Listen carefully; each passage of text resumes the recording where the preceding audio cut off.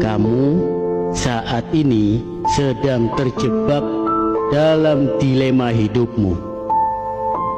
Mulutmu memang bungkam, diam tak bersuara, namun di kepalamu berisik, seperti ada dua koloni lebah sedang berantem. Fisikmu memang aman, tapi mentalmu sedang nyungsep.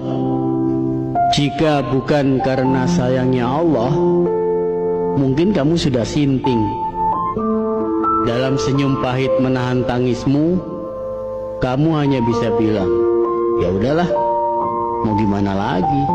Dunia menuntutmu untuk berdamai dengan keadaan, sedangkan keadaan membunuhmu secara perlahan-lahan. Dalam lelahmu, hatimu berbisik, ya Allah, jangan hukum aku dengan kehilangan lagi, sebab sudah banyak yang hilang dalam hidupku. Jika kamu sanggup menumpahkan air mata dalam kesendirianmu, dan kamu tak ingin seorang pun mengetahuinya, sesungguhnya kamu adalah orang yang tangguh, kamu adalah orang yang kuat. Tak sembarangan manusia diberikan kesanggupan sepertimu. Kalau dalam dunia persilatan, kamu tergolong pendekar sakti mandraguna. Dalam tangis sunyimu itu, semestinya kamu bilang begini ke Allah, ya Allah, atur saja bagaimana baiknya, namun kuatkan aku dalam proses apapun,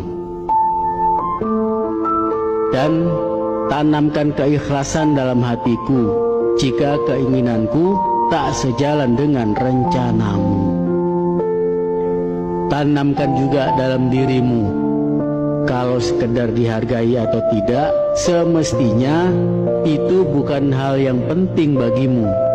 Yang penting kamu sudah berusaha maksimal semampumu, sekuatmu, dan tujuanmu adalah lillahi ta'ala.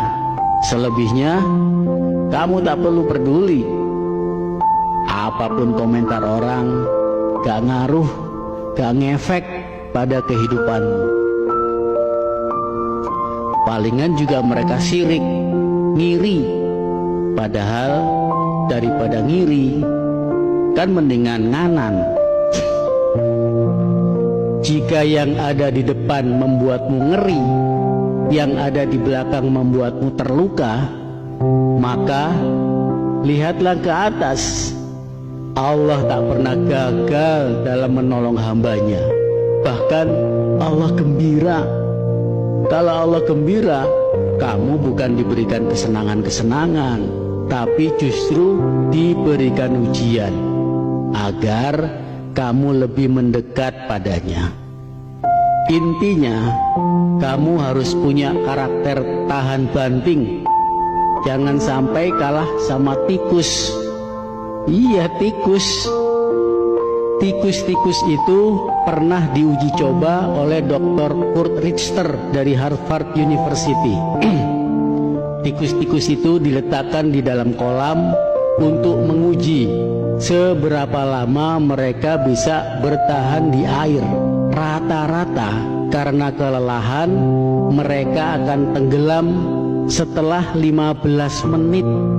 Tapi disinilah keajaiban terjadi.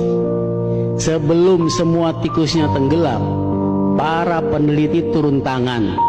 Mereka mengeluarkan tikus-tikus itu dari air, mengeringkan mereka, lalu membiarkan tikus-tikus itu beristirahat selama beberapa menit. Kemudian menempatkan kembali ke kolam untuk babak kedua.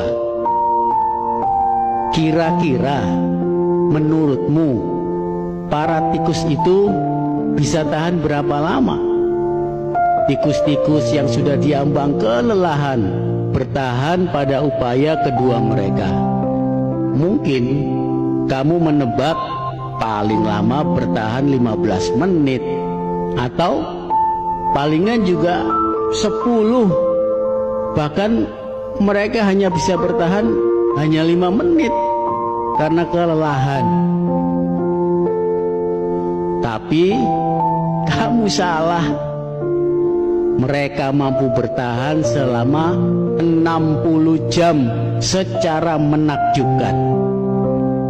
Ya, kamu nggak salah dengar, 60 jam atau kurang lebih 2,5 hari non-stop bertahan berenang. Makhluk kecil itu memaksa tubuh mereka jauh melampaui batas yang mereka rasakan.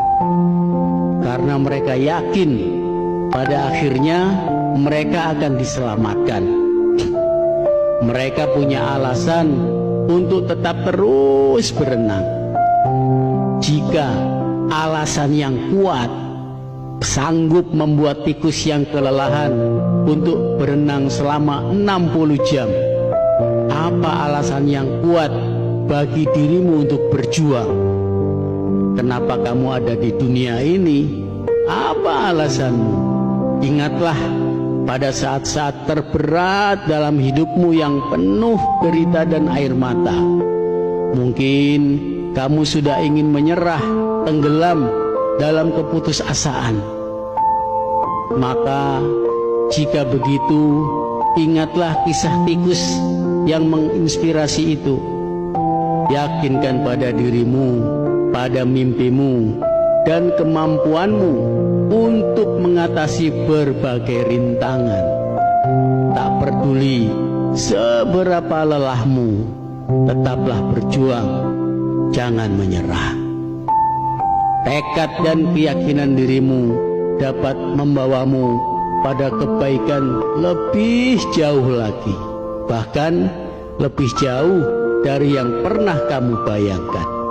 Semoga Allah Subhanahu wa Ta'ala membersamaimu, menguatkan hati dan mentalmu hingga masuk ke dalam surganya.